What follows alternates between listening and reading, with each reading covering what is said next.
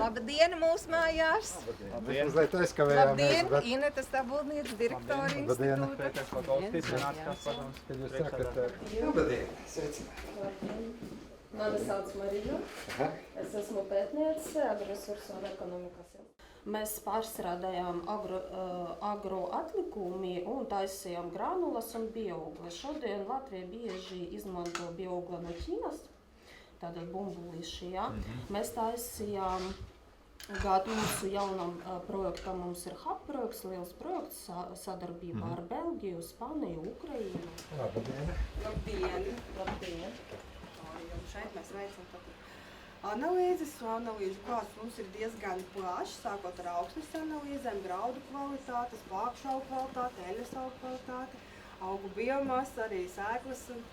Un mēs šeit varam darboties gan mikrobioloģijas jomā, gan molekulārās bioloģijas metodēm un arī biotehnoloģijas metodēm. Un tas, ko mēs pēdējā gada un vairāk laikā esam sākuši ļoti aktīvi darboties un fokusēties, ir in vitro metode. Šādi ir burciņas, ir kastītes, var arī mēģinēs audzēt. Bet audzēšana notiek kaut kādā... Kontrolētos apstākļos, gaisma, temperatūra, 22 grādi. Jā. Viņu šeit var arī ziemājus audzēt, tad mēs nodrošinam ziemas apstākļus. Pirmā siltumnīca, kur sākam turētā zinātniskajā jomā. Tādā veidā mēs iegūstam pirmos paudzes līnijas, kuras pēc tam arī šeit siltumnīcās tiek apaudzētas un pavairotas.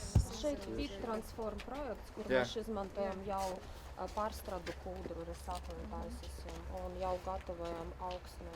Bet šo jūs vedat šeit?